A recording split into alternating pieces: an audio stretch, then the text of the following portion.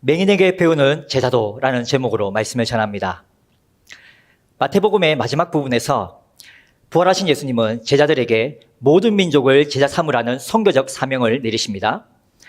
하늘의 땅과 모든 권세로 함께 하시겠다는 예수님의 약속을 붙든 제자들은 이후 가는 곳마다 복음을 전하여 믿는 자들에게 아버지와 아들과 성령의 이름으로 세례를 베풀었고 예수님의 모든 말씀을 가르쳐 지키게 하는 제자 삼는 일에 일생을 바쳤습니다.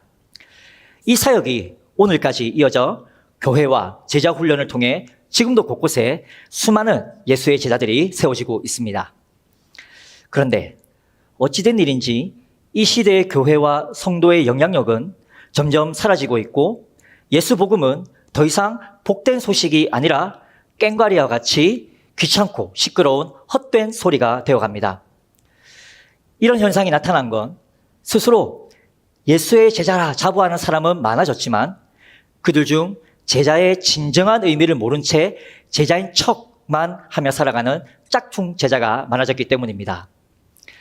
그런데 오늘 본문을 보니 예수님의 제자들도 짝퉁이었을 때가 있었습니다. 본문은 예수님을 따르고는 있지만 실제로 예수를 따른다는 것의 진정한 의미를 알지 못했던 제자들의 무지를 고발한 후 거짓 맹인의 사례를 들어 예수님이 원하시는 참된 제자의 모습이 어떤 것인지 오늘 우리에게 가르쳐 줄 겁니다.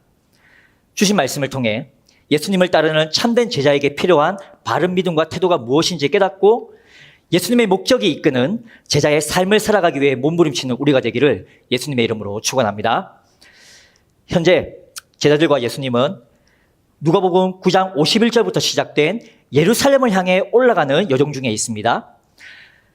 갈릴리로부터 여리고에 다다르기까지 제자들과 함께 여러 동네를 다니면서 가르치고 치유하고 전파하는 중에도 예수님은 수시로 자신의 순환과 부활을 제자들에게 예고하셨었고 오늘 본문엔 그 세 번째 예고가 기록되어 있습니다.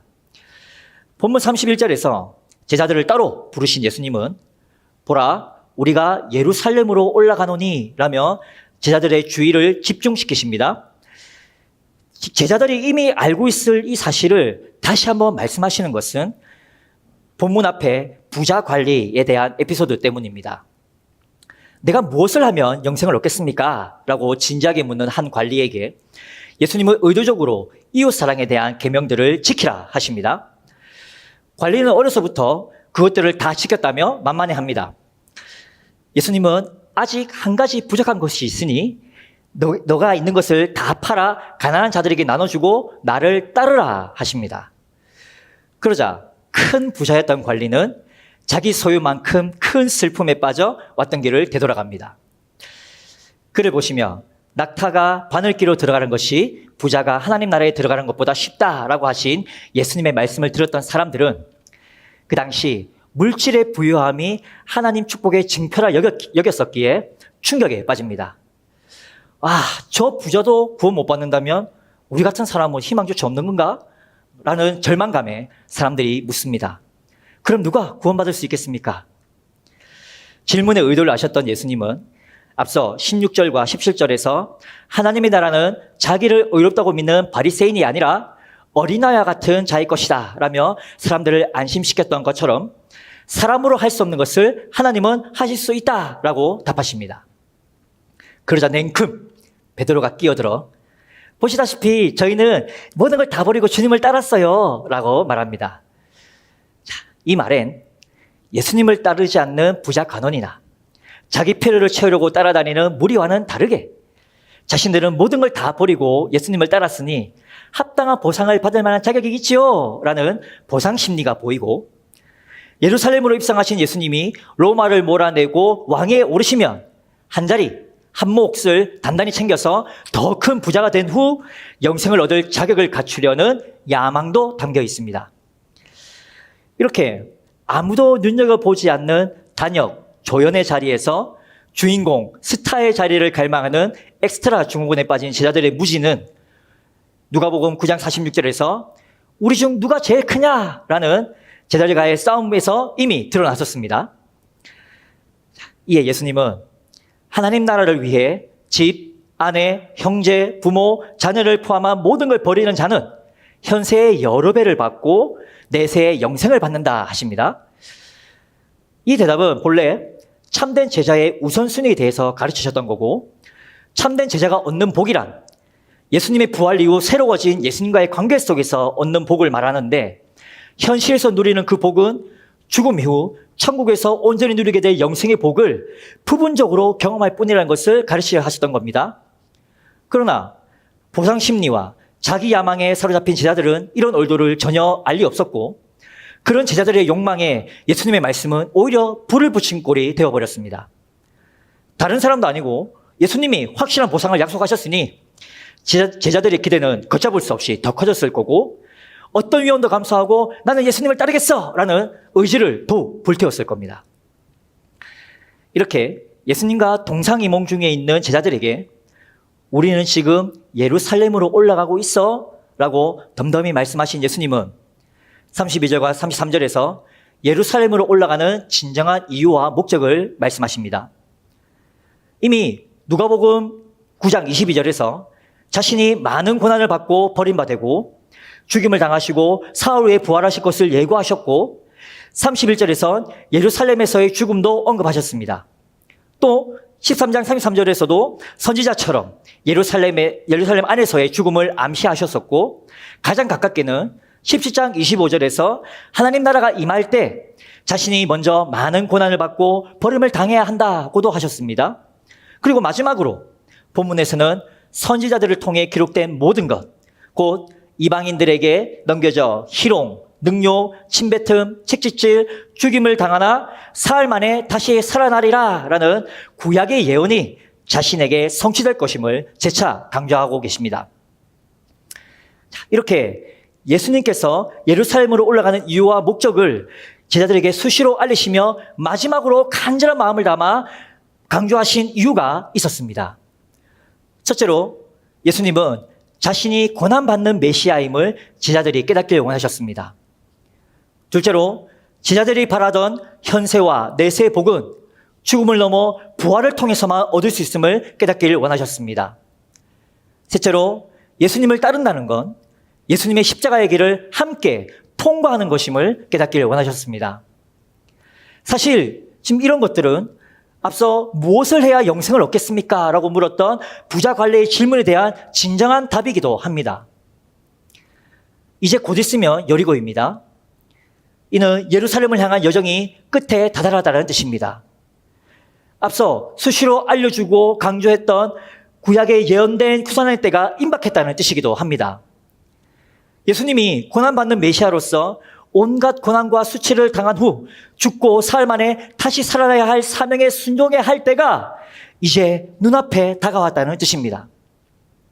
이렇게 중요한 시점에 여전히 제자들은 자기의 보상심리, 야망에 부푼 자기 욕망에 사로잡혀서 다른 의미로는 철없는 어린아이처럼 답답한 모습을 보이고 있으니 정신을 바짝 차릴 수 있도록 그들이 지금 어디로 가고 있는지, 지금 그들이 무엇을 위해 가고 있는지를 간절한 마음으로 다시 한번 주지시키고 예고하셨던 겁니다.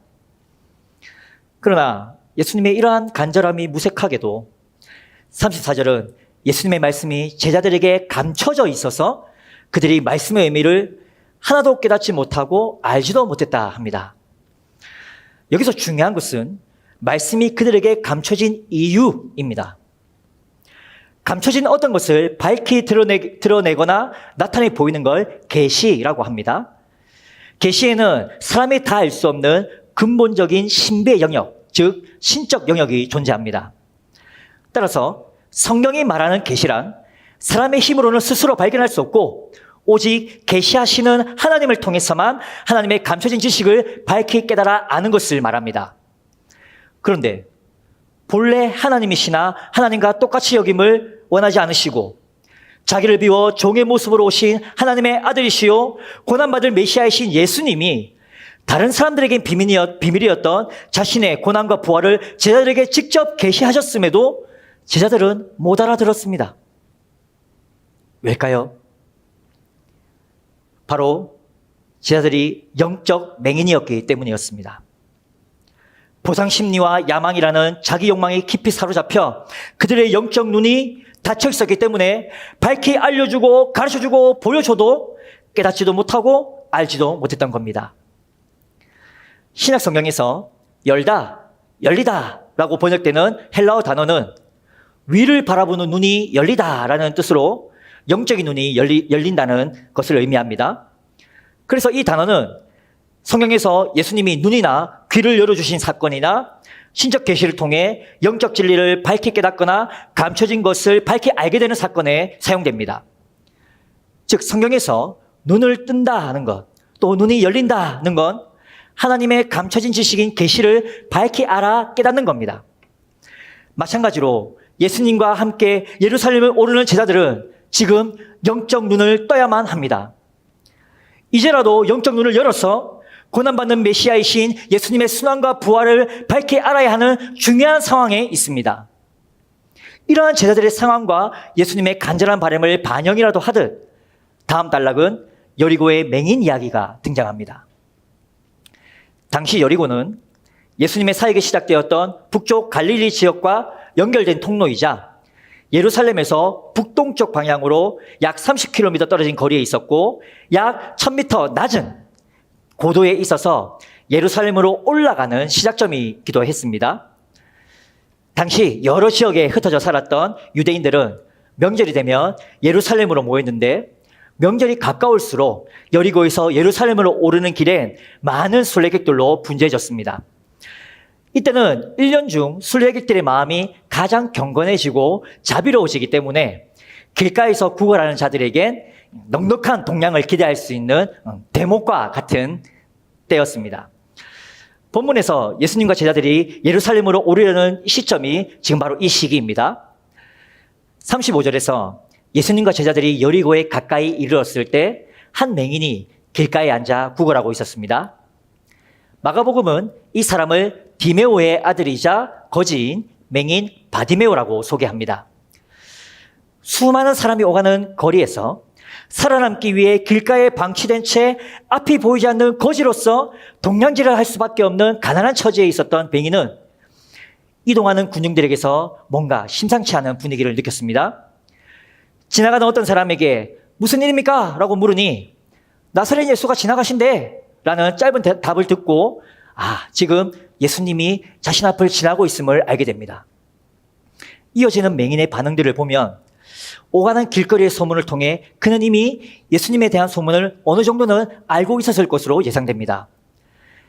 많은 동네뿐 아니라 헤롯 왕궁에까지 병을 고치고 귀신을 쫓아내신 예수님의 소문이 널리 퍼져 있었고 눈이 보이지 않아 청각이 더 예민해졌던 맹인은 수많은 사람이 오가는 길에 앉아 구걸하면서 수많은 얘기를 기동량했었다면 어떤 통로인지는 정확히 알 수는 없지만 적어도 예수님에 대한 소문을 한 번 이상은 들었으리라고 충분히 예측할 수 있는 거죠. 이 소문들이 계기가 되어서 예수님의 이야기라면 더욱 귀를 기울여 예수님에 대한 정보들을 차곡차곡 쌓아갔을 겁니다.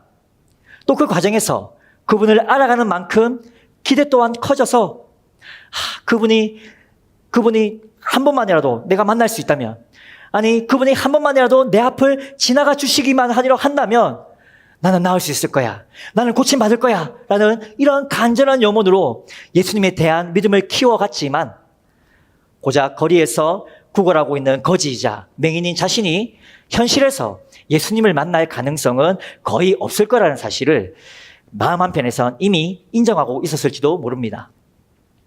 그러나 불가능하리라 여겼던 그 일이 지금 일어났습니다.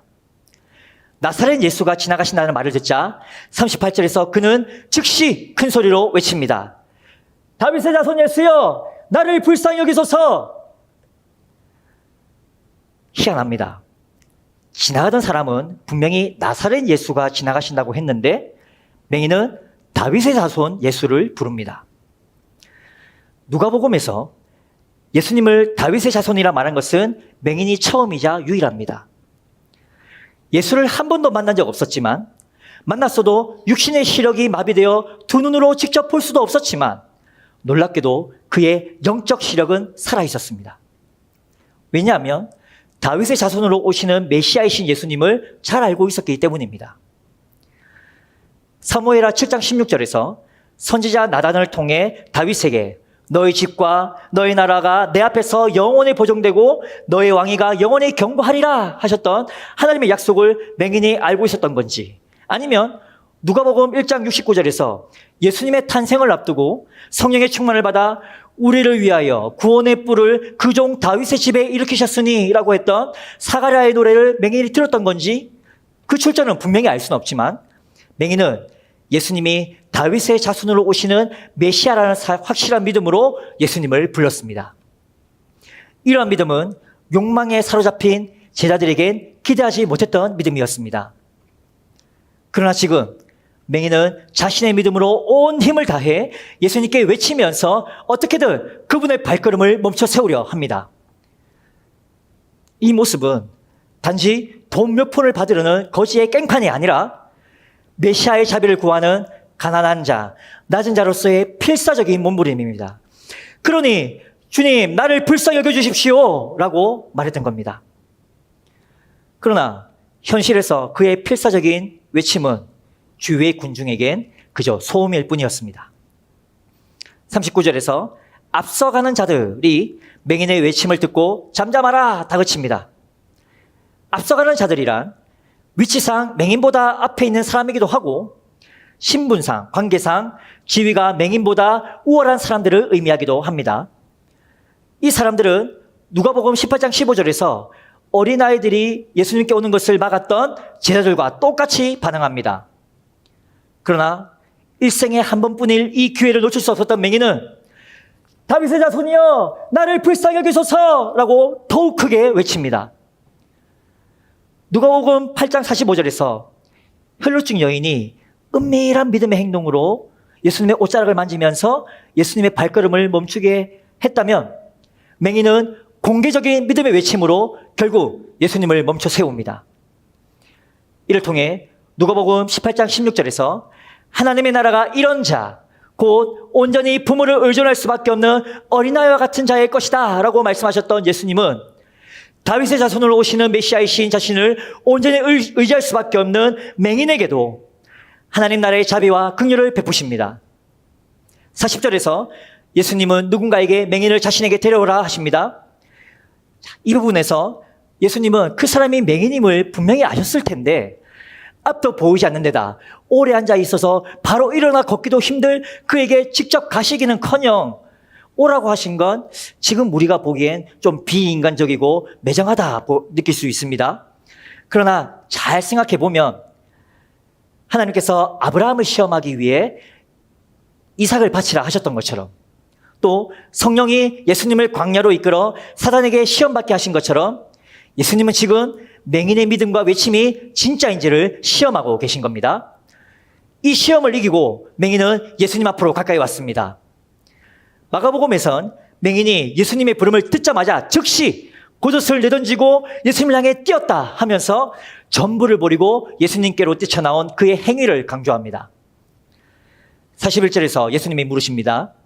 내가 너에게 무엇을 해주기를 원하느냐? 맹인은 지체 없이 주여 보기를 원합니다 라고 대답합니다. 살아가는 데 필요한 물질의 동량질이 아니라 자신의 인생을 뒤덮고 있던 저주스러운 어둠을 밝힐 빛을 간절히 원하고 있습니다. 앞서 예수님을 다윗의 자손이라 부르며 메시아이신 예수님을 믿는 놀라운 믿음을 표현했던 맹인은 여기서도 예수님의 신성과 능력에 대한 믿음의 표현으로 예수님을 주여라고 부르고 있습니다. 이는 예수님이 신적 능력으로 자신에게 능히 빛을 주실 수 있는 분임을 고백한 겁니다. 42절에서 이 믿음의 고백에 따라 예수님도 즉시 보라고 명령하십니다. 여기서 보라는 주위 사람들의 주의를 집중시키는 표현이 아니라 맹인에게 눈을 떠서 보아라 라고 명령하신 겁니다.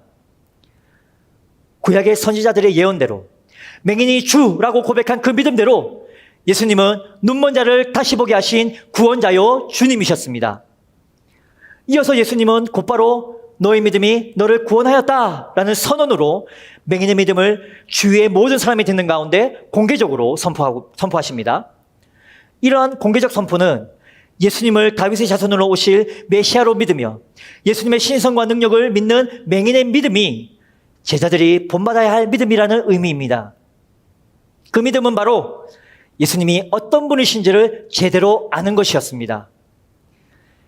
예루살렘으로 올라가야 할 이 중요한 시점에서 예수님은 너의 믿음이 너를 구원하였다라는 선포를 통해 보상심리와 자기 야망으로 영적 맹인이 된 무지한 제자들이 거짓 맹인의 믿음으로 영적 눈을 떠야 함을 교훈함과 동시에 믿음은 육체의 회복이나 병의 나음뿐만 아니라 고난과 죽음을 지나 영생에 이르게 하는 힘이 되어 결국 하나님 나라에 들어가는 구원으로 직결된다는 사실을 가르쳐 주신 겁니다. 그런데 다른 치유 이야기와 달리 본문은 여기서 끝나지 않습니다. 마지막 43절은 예수님의 명령과 선언으로 즉시 눈을 뜨고 보게 된 맹인이 하나님께 영광을 돌리며 예수님을 따라가는 모습과 이것을 본 사람들이 하나님을 찬양하는 모습을 보여줍니다. 보게 된 후 자기 삶의 자리로 돌아가지 않고 고난받는 메시아로서 십자가의 죽음과 부활이라는 사명에 순종하기 위해 예루살렘을 올라가시는 예수님을 즉시 따르는 맹인의 이 태도는 누가복음 14장 24절, 27절에서 자기 십자가를 지고 나를 따르지 않는 사람도 제자가 되지 못한다라고 하셨던 예수님의 말씀대로 예수님의 제자들을 비롯해 예수의 제자가 되려고 몸부림치는 우리가 본받아야 할 만큼 매우 특별하고 중요하다는 의미입니다. 누가복음 17장 11절에서 19절에 10명의 나병 환자들 이야기가 나오는데 고침 많은 10명 중 9명은 제사장에게 몸이 깨끗하게 되었음을 확인받은 후 예수님께 감사 인사조차 없이 자기 삶의 자리로 돌아갔고 그나마 예수님께 나와 감사 고백을 드렸던 그 한 사람도 예수님을 따르지는 않았습니다. 누가복음 18장의 부자 간원은 너의 소유를 다 팔아 가난한 자들에게 나눠주고 나를 따르라 했던 예수님의 초청을 거부했었습니다.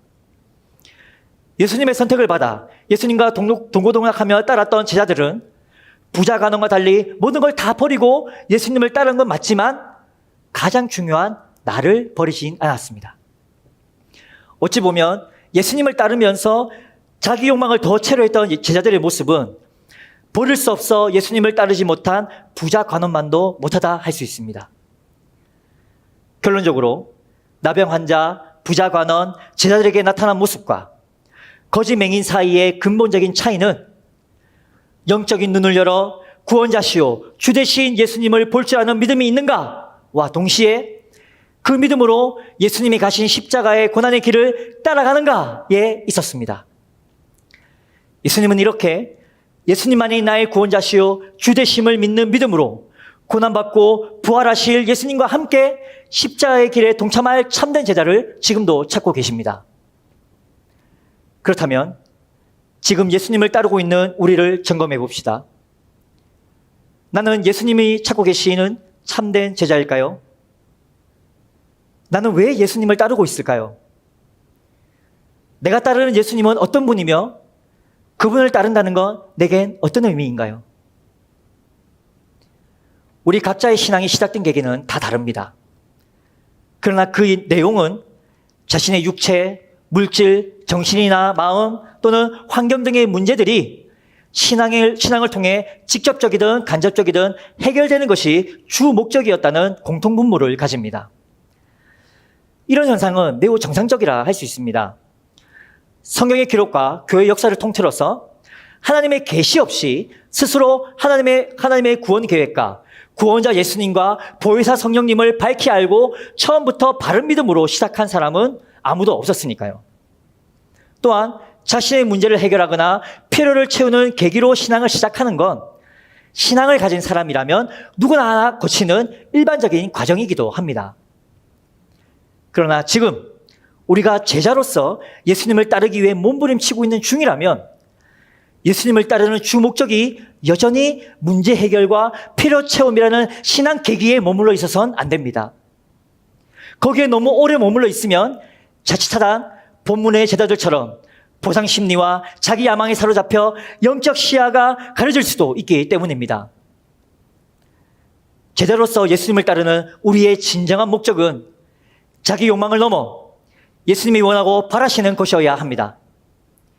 이를 위해 예수님이 간절한 마음을 담아서 예루살렘으로 올라가시는 목적을 제자들에게 강조하셨던 이유 3가지를 우리 가슴에 다시 한번 새깁시다. 첫째, 예수님이 고난받으시고 부활하신 메시아임을 분명히 알고 예수님을 따릅시다. 둘째, 현세와 내세의 복은 부활의 예수님을 나의 구원자시요 나의 주로 믿는 믿음 안에서만 얻을 수 있음을 반드시 알고 예수님을 따릅시다. 셋째, 예수님을 따른다는 건 예수님의 고난과 죽음, 곧 십자가의 길을 통과하는 것이고 예수님과 함께 걸어가는 것임을 확실히 알고 예수님을 따릅시다. 이와 같은 예수님의 바람들을 마음판에 깊게 새겨 예수님의 마음에 막가진 참된 제자의 믿음과 태도로 예수님의 발자취를 따라가려고 몸부림치면서 현세와 내세의 부활의 풍성한 복을 누리는 우리가 되기를 예수님의 이름으로 축원합니다. 아멘. 이제 설교를 마무리하겠습니다. 팬인가 제자인가 라는 책에서 말하는 예수님의 팬과 제자에 대한 서론의 일부분을 소개합니다. 팬에 대한 가장 기본적인 사전적 정의는 누군가를 열정적으로 좋아하는 사람이다. 마찬가지로 예수님 주변에도 팬이 많다. 팬은 일이 잘 풀릴 때는 예수님을 응원하지만 반대 상황에 이르면 언제 그러냐는 듯이 몸을 돌린다. 팬은 예수님에 관해서는 모르는 게 없어도 그분을 개인적으로는 알지 못한다. 또한 팬은 기도를 따라하고 설교자의 초대에 따라 믿음을 고백하지만 실제로 예수님을 따르지는 않는 사람이다. 그분을 믿는다고 하면서도 정작 따르지 않는다면 팬에 불과할 뿐이다. 따르는 것은 고개만 끄덕이는 것이 아니라 손발로 움직이는 것이다. 예수님을 따르기 위해 행동할 때 그에 따른 대가가 반드시 있다. 그것을 피한다면 제자가 아니라 열렬한 팬일 뿐이다. 예수님을 따르는 겉모습은 팬과 제자가 똑같아 보이지만 가까이 들여다보면 분명하고 확실한 차이가 있습니다. 예수의 제자는 예수님이 누구신지 바르게 알려고 몸부림치는 사람입니다. 예수의 제자는 실생활에서 예수님의 십자가 고난을 따르려고 몸부림치는 사람입니다. 예수의 제자는 예수님을 따를 때 자기 십자가를 지는 대가가 있음을 반드시 알고 피하거나 뒤돌아서지 않는 사람입니다. 오늘 각자에게 주신 기도 자리에서 맹인의 믿음의 외침처럼 나의 구원자시오 주 되신 예수님, 나를 불쌍히 여겨주십시오. 나로 예수님의 십자가 고난의 길을 담대히 걸어갈 힘과 지혜와 용기를 주십시오. 그 길을 나와 함께 걸어가 주십시오. 예수님이 찾으시는 참된 제자가 제가 될 수 있도록 나의 가는 길을 인도해 주십시오 라고 간절히 부르짖고 그에 합당한 삶의 처절한 몸부림으로 예수님의 참된 제자로서 서서 익어가는 우리가 되기를 온 마음을 다해 예수님의 이름으로 축원합니다.